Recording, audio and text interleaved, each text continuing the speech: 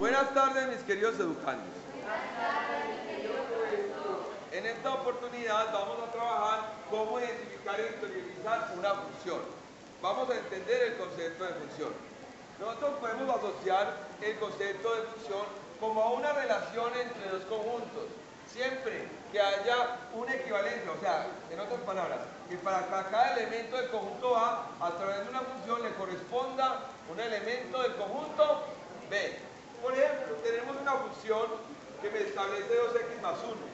Listo. Si yo cambio el valor de x, por ejemplo acá, por 1, entonces aquí me quedaría 2 por 1 más 1 me daría 3. Aquí si yo cambio x por 2, me quedaría 2 por 2 más 1, me quedaría 5. Y así sucesivamente. Si yo cambiase, por ejemplo, f por 6, me quedaría 2 por 6 más 1, me quedaría 13. ¿Qué encontramos acá? Que siempre para el conjunto de x de números, x puede valer 1, 2, 3, 4, vamos a encontrar siempre un valor en y, que va a ser nuestra f de x. En síntesis, siempre, para todo elemento de a través de la función le corresponde un elemento de b. Pero bueno, veamos nosotros en la vida cotidiana cómo uno puede encontrar una función. ¿Cómo puede encontrar una función? Vamos a analizar, por ejemplo, la temperatura en el eje Y, en el plano cartesiano, con respecto a la hora del día en el eje X.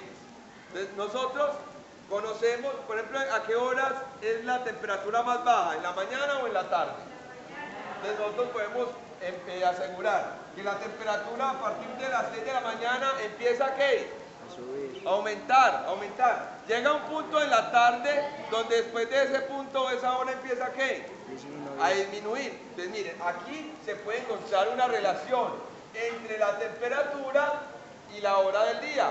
Quiere decir entonces que existe una función de la temperatura con respecto a la hora. Veamos, por ejemplo, otra relación que encontramos todos los días cuando vamos a cualquier tienda a comprar cualquier artículo. Si nosotros llegamos a la tienda, para un artículo que me valga 500 pesos, por ejemplo, un chococono. Entonces, un chococono me vale 500, 2 chococonos me valen 1000, 3500, etc.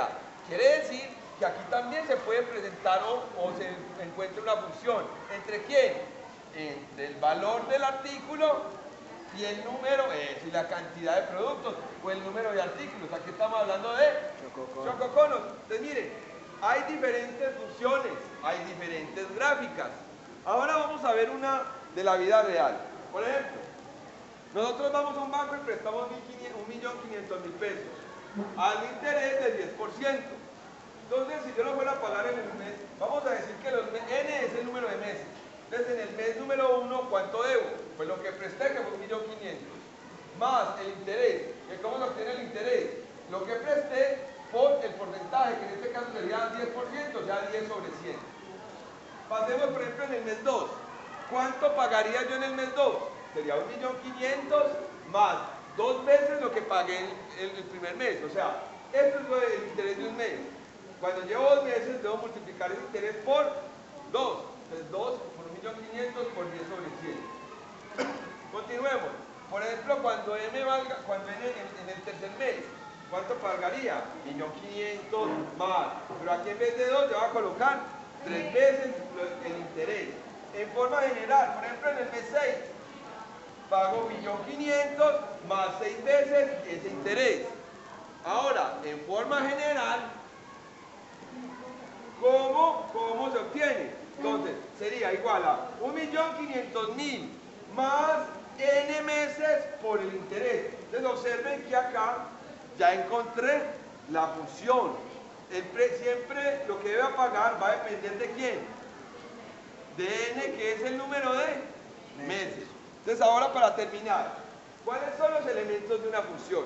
Entonces, siempre en una función, el eje de x va a ser la abscisa y el eje y va a ser la ordenada. Ese es el nombre que se les atribuye. Abscisa, ordenada. O también lo puedes establecer como variables. Por ejemplo, acá, nx es la variable independiente, mientras que y es la variable dependiente. Obsérvese que siempre y va a depender de lo que valga X. Obsérvese que siempre volvamos, dependiendo de lo que valga X, va a valer Y. Siempre esta función va a ser la que vamos a graficar en el eje Y. Mientras que en el otro eje siempre va a estar la variable independiente del eje F. ¿Me hice entender, mis queridos educandos?